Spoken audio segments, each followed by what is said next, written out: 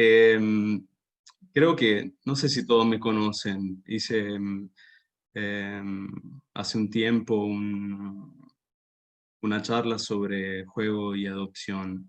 Y esta vez, nada, hablando con Pili, decidieron ellos de hacer este tema y me interesó, sobre todo porque es un tema muy nuevo y aunque trabajé en discapacidad de hace 15 años y en adopción hace 5, de todos modos es un tema reciente, ¿no?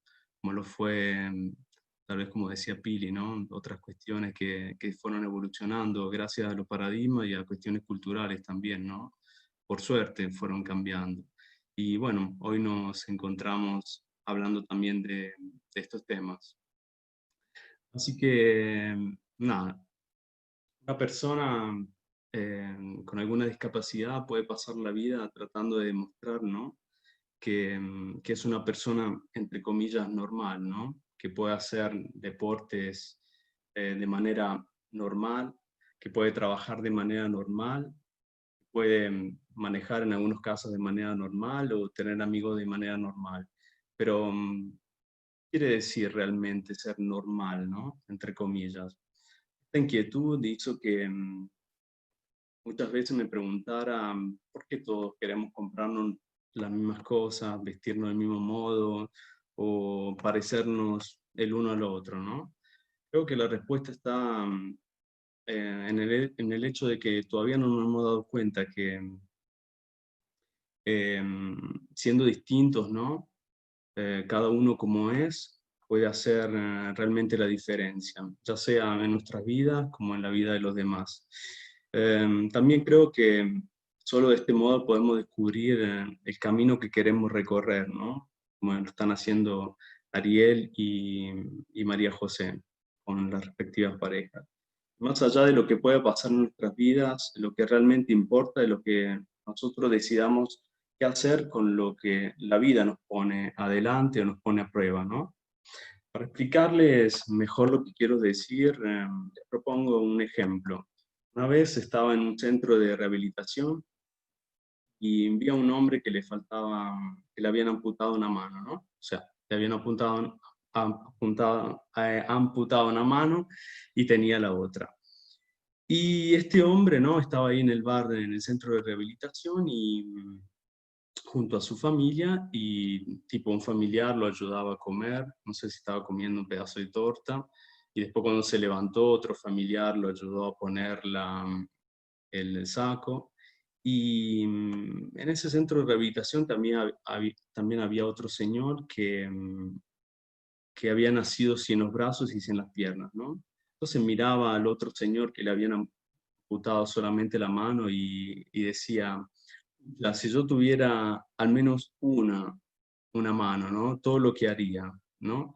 Esto para explicarles con un ejemplo concreto cómo la vida nos puede poner adelante en un montón de situaciones, pero es a través de nuestra determinación, nuestra voluntad que podemos cambiar o mejorar las cosas, ¿no? Hoy vamos a tener también una lección de vida, gracias a los testimonios, como decía antes, de Ariel y de María José, que nos van a hacer entender que cuando uno tenga un sueño, mejor dicho, un objetivo, porque los sueños a veces pueden crear falsas ilusiones, ¿no? Es mejor hablar de objetivos. Sean objetivos chicos o grandes, o que podamos cumplirlo o no, lo importante es tener un objetivo y que el objetivo sea propio de cada uno de nosotros, ¿no? También a las personas con discapacidad, mientras van creciendo, les resulta difícil al principio mirar los ojos de las otras personas que tal vez no creen en ellos, ¿no? Un poco como decía Pilar al principio, ¿no? Tenemos que aprender a mirar, pero también ellos tienen que aprender a mirar a la mirada de todos nosotros, ¿no? Que muchas veces es prejuiciosa o discriminatoria, ¿no? Y bueno, de la mayor parte o de algunos de ellos, ¿no? Que lo miran como piedad o compasión. Esas mismas personas que no creen que tal vez por estar en una silla de ruedas o porque le faltan brazos y piernas, no pueden hacer cosas como los demás. Creo que la clave está en poder mirar a una persona con discapacidad y antes de mirar con compasión o con piedad, mirarlos con emoción, ¿no? Porque tal vez, y más allá de las dificultades que tengan, son capaces de todos modos de ser autónomos, ¿no? Y de vivir una vida cotidiana y de mejorar la propia calidad de vida. También hay que ser sincero y cada uno de nosotros tiene su propio límite, su propia limitación. Entonces, y en el mundo estamos solos, necesitamos de todo para mejorar, ¿no? Hoy hablamos de adopción y de discapacidades, gracias otra vez a Ariel y María José, que vienen a romper un poco ese esquema de la normalidad, ¿no? Ese esquema ficticio de la normalidad del que hablaba al principio, ¿no? Para hacer visible que también una persona con alguna discapacidad tiene el deseo de ser padre, ¿no? Por adopción. Y vienen también a romper esquemas que tenemos nosotros como profesionales, porque realmente no estamos preparados y tampoco nos han preparado para este tema.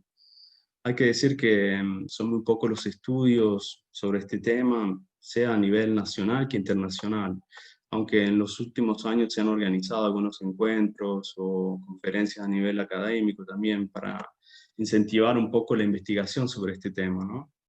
Creo que lo que estamos haciendo también hoy con Ser Familia con Adopción es un trabajo significativo para estimular tal vez a otras asociaciones y los registros también, los juzgados, para que organicen este tipo de charlas, ¿no? De encuentros informativos y formativos. Bueno, como recién dije, no hay mucha información al respecto y el material es muy escaso, ¿no? Compilar.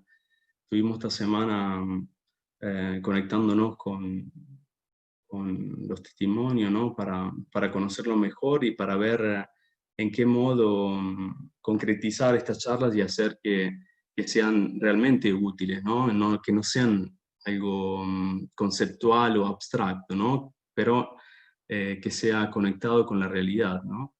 Así que para empezar a hablar específicamente de este tema, traté de reflexionar sobre algunas preguntas e inquietudes que me iban surgiendo mientras leía el material a disposición y también gracias a haber conocido en esta semana a ellos, ¿no? La primera pregunta que me surgió fue, ¿cuánto influencia la discapacidad con la capacidad de ser padres? Tal vez ustedes dirían que esto va a depender del tipo de discapacidad o de cuánto esa discapacidad puede limitar la capacidad de poner en juego los recursos necesarios en el rol de padre, ¿no? Pero yo me preguntaría más bien, ¿cuáles son los recursos que consideramos necesarios para ser padres? Específicamente, ¿son todos necesarios o indispensables? Por ejemplo, cuando vemos un adoptante en silla de ruedas, ¿no? Lo hablamos con Ariel durante nuestra charla, ¿no? Nos preguntamos cómo va a ser ese futuro padre, ¿no? Para jugar a la pelota, por ejemplo, con un chico, ¿no? Acá yo tengo una pelota, pero no es porque sea mía, sino porque al vecino se le cayó. A mí no me gusta jugar a la pelota. Pero la pelota, así como la muñeca, son uno de los juegos más antiguos del mundo, ¿no? Entonces, típico que tal vez alguien se pregunte, Ariel, si tu hijo eh, le gusta jugar a la pelota, ¿qué vas a hacer? Bueno, primero no es necesario que el padre tenga que jugar a la pelota con el hijo, ¿no? Justo hoy fui a comer lo de mi tía, mi hijo, y hablando de este tema, me dijo, bueno, yo nunca llevé a mi hijo a jugar la pelota, ¿no? Entonces, como saben, ahora los chicos juegan a la pelota en los clubes del barrio o entre amigos, ¿no? Y bueno, ese futuro padre podría simplemente acompañar al hijo al club o verlo jugar, ¿no? Si nos ponemos a reflexionar más en profundidad, y esto lo charlamos también con María José, eh, reflexionamos sobre el tema que ¿quién tiene la certeza de que ese futuro hijo le guste jugar a la pelota, ¿no? Por ejemplo, como dije recién, a mí no me gusta jugar a la pelota, así que ese requisito tal vez mi papá no lo iba a tener que cumplir, ¿no? Entonces, creo que tenemos que reflexionar un poco sobre estos esquemas que tenemos incorporados en la cabeza y, bueno, romperlos para resignificarnos, ¿no? Otro aspecto importante para responder también esta pregunta es poder contar con la presencia de una pareja que tenga la posibilidad de acompañar en aquellas limitaciones o necesidades de su pareja con discapacidad, ¿no? Mejor dicho, la capacidad para ser corresponsable en la educación de los hijos, ¿no? Hoy no hablamos más de que la madre tiene que hacer eso y el padre tiene que hacer lo otro, ¿no? Para educar a un hijo hay que ser corresponsable de esto, ¿no? Un poco como hablábamos con Gabriela y con Valeria y Pablo, ¿ok? Realmente no es fácil responder a una pregunta así, y no es fácil, y tampoco es posible dar una respuesta única, ¿no? Pero es necesario hacernos esta pregunta porque cuando una pareja eh, con un integrante con discapacidad decide inscribirse para adoptar, son los profesionales que tienen que evaluar y también decidir si esa pareja es apta para adoptar, ¿no? Quiero aclarar que la discapacidad en sí no constituye un obstáculo o un motivo de discriminación para adoptar, pero cada situación tiene que ser evaluada en relación a la naturaleza y la gravedad de esa discapacidad y cómo esta discapacidad puede influenciar en el vínculo familiar. Otra pregunta que me surgió fue si en el proceso de adopción existe un prejuicio sobre la discapacidad. Por empezar, los prejuicios son estereotipos y convicciones rígidas y no fácilmente modificables que tenemos todos nosotros, también nosotros como profesionales. Como decíamos con María José, somos todos humanos, así que los prejuicios los tenemos todos. Prejuicios hacen que simplifiquemos la realidad y la categoricemos en un cierto modo. Por ejemplo, una persona respecto a una persona con discapacidad podría tener un prejuicio del tipo, este discapacitado y no va a poder no va a poder cuidar un hijo, ¿no? Por ejemplo. Y a su vez, también la persona con discapacidad podría tener un prejuicio, por ejemplo, del evaluador. Podría pensar, este me ve en silla de ruedas y piensa que por eso no voy a ser capaz de dejar, ¿no? Lo que pasa con los prejuicios es que cuando conocemos a una persona la juzgamos por lo que vemos, ¿no? Y muchas veces nos quedamos solamente con la apariencia y no vemos lo que está atrás de eso, ¿no? La persona en sí misma. Esto hace también que nosotros, todos, nos pongamos una especie de máscara y que tengamos que mostrarnos casi invisibles, ¿no? Invencibles. Un poco como dirían los chicos, tipo superhéroes, ¿no? Pero en realidad, cuando nos conectamos con nuestra emotividad y la emotividad de la otra persona, podemos descubrir y a la vez demostrar quiénes realmente somos. Lo que en psicología llamamos empatía.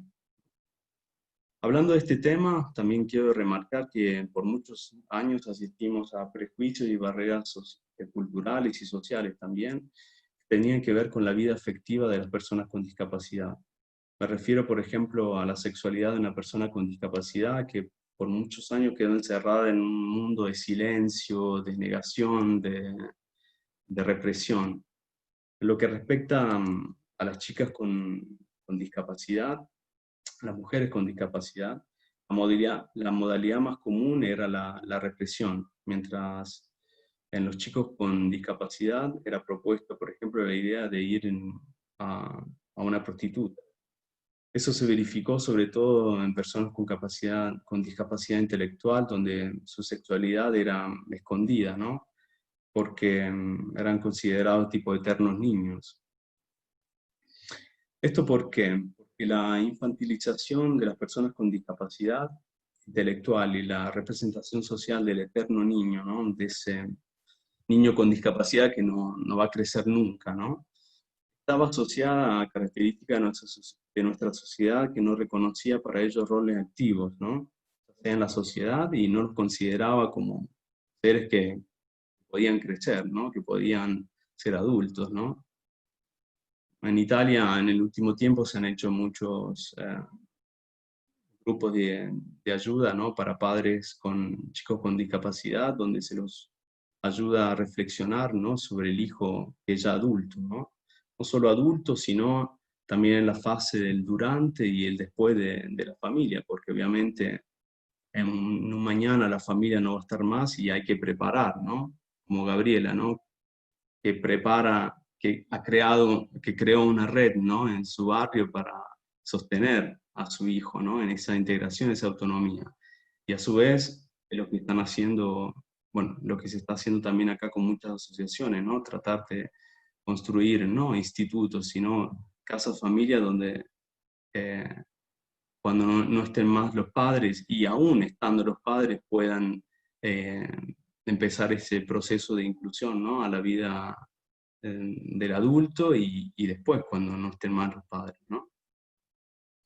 Y siguiendo hablando de este eterno niño, ¿no? Que era considerado el chico con discapacidad, se creó también en el tiempo una especie de círculo vicioso también con la familia, ¿no? Porque las familias eran hiperprotectivas y, bueno, como que se negaba este hecho de que el niño podía ser un adulto, ¿no?